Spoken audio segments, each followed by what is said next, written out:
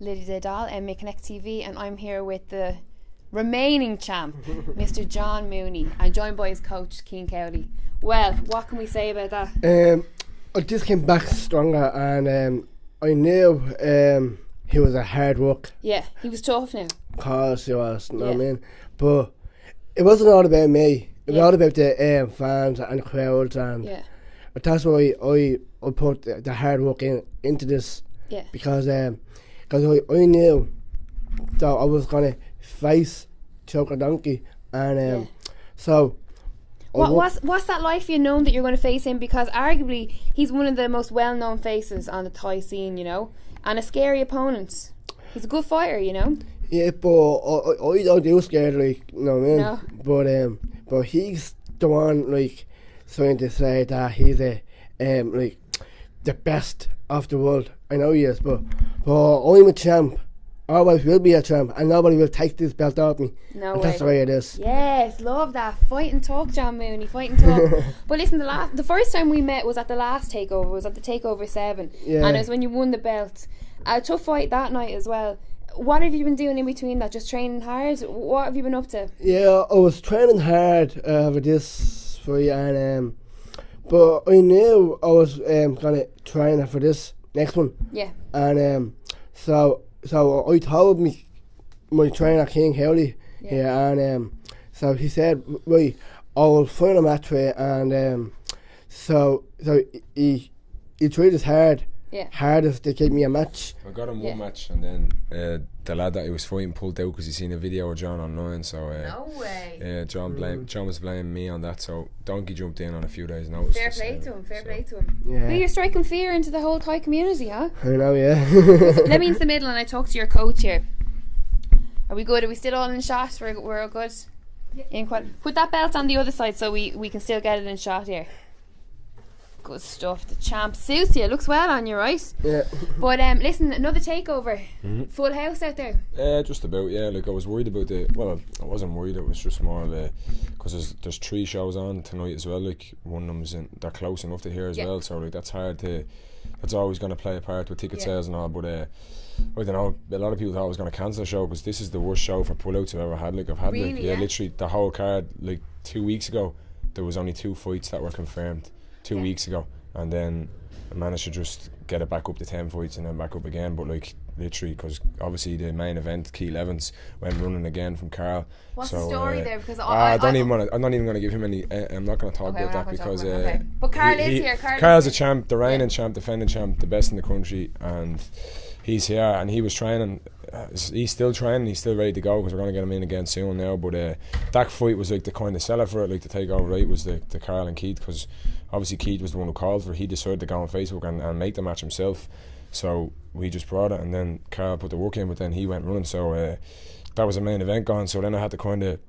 After that, then a few people just dropped out after they heard that because they kind of thought the show was just gonna get cancelled. But I'll never cancel the show, really, no matter what. Well, you've got a good local support, you know. So the card itself will carry itself regardless of the main event. You know, it was just like I'm missing a lot of my lads there. Like even though I had 13 of my lads fighting on the show, I'm still missing a lot of my main lads like Daryl and all that, and Jamie Moore and Turlock and Jay Kelly. There was a lot of the boys missing there, like just from pullouts. You know what I mean? And then a lot of it had a good few on the undercard as well that were good matches, like really good matches locally, and then just pullouts and people pulling out on the day. And it's just it is getting worse as the time goes on. Obviously, there's more people getting involved, but it's. How are you finding that as a promoter? Because you're a fighter as well, so you know what goes on. You know, I can like. Fucking Lara Byrne always says it to me about being able to predict it with the fighters, like, because I'm an active fighter myself and I'm a promoter. I know what the feeling is of fighting. Like, I understand the whole concept that goes through your brain and all that. So like I can always tell. Like I was able to call the Keith fight. I knew he wasn't up for that fight. I was able to call he was gonna pull out. I knew he was gonna pull out.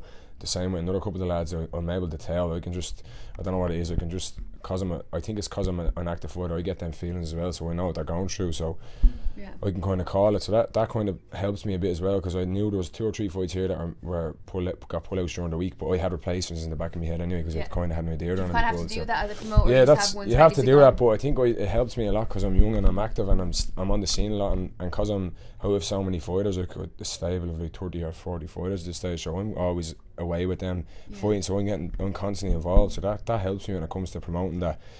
I'm I feel I'm only like young as well, but people, if even someone was saying down there, it feels like I'm around years, like I'm 30, like, but I'm not. I'm still only a kid, like, you know what I mean? Just turned 24, so. But like, I've done my first takeover when I was 20, and but I'd done a show before that, like a little amateur show. But like looking back at it now, like I just started that show with 10 lads from the gym that I was training. I said, right, let's just put a show on down in Cowley.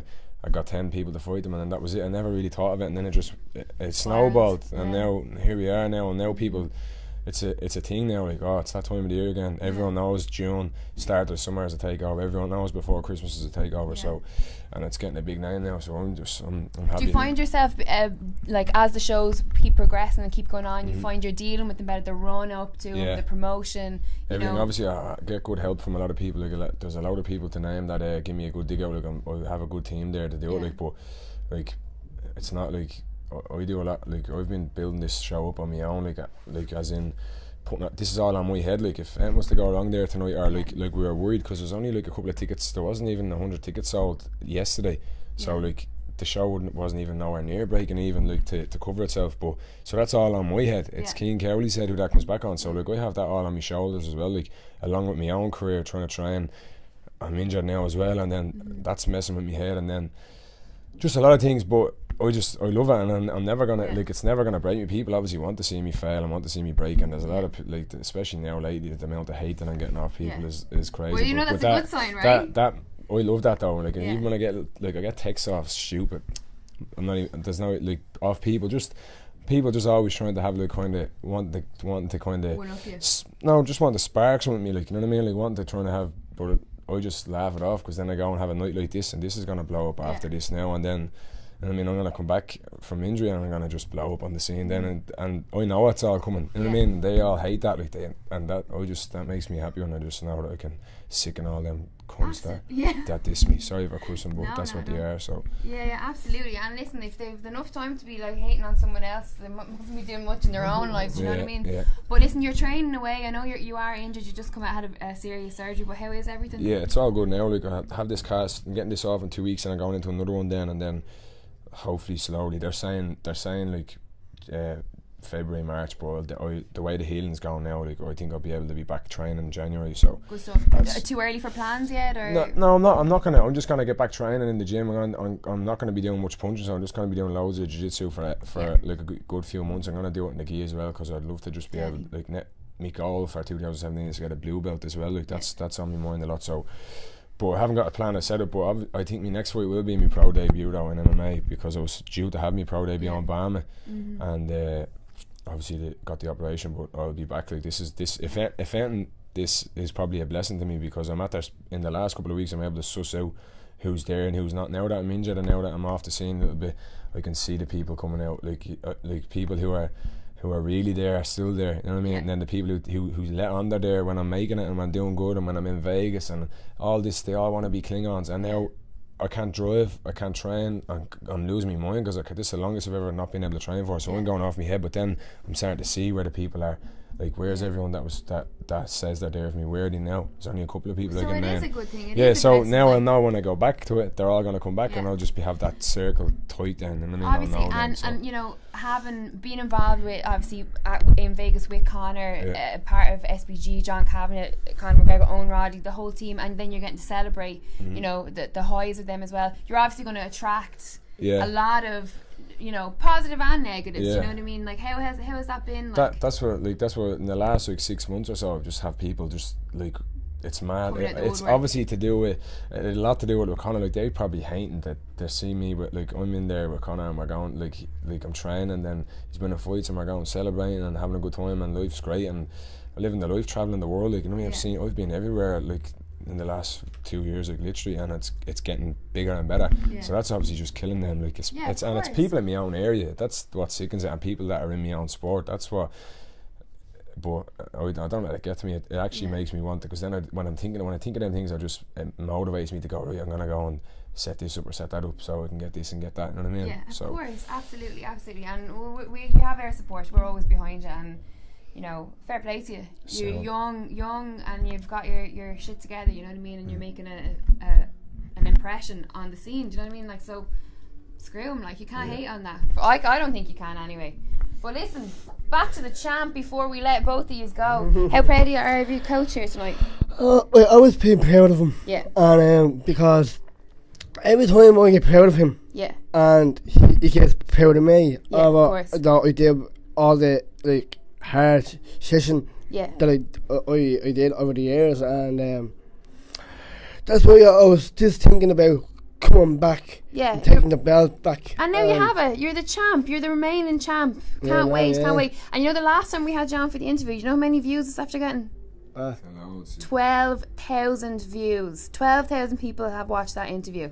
I know, yeah. What do you have to say? Because they're all going to be watching this again. What have you got to say to them? I just want to say thank you very much to each other out there, and so I'll put on another good show next time for all the viewers, and thank you for your reports.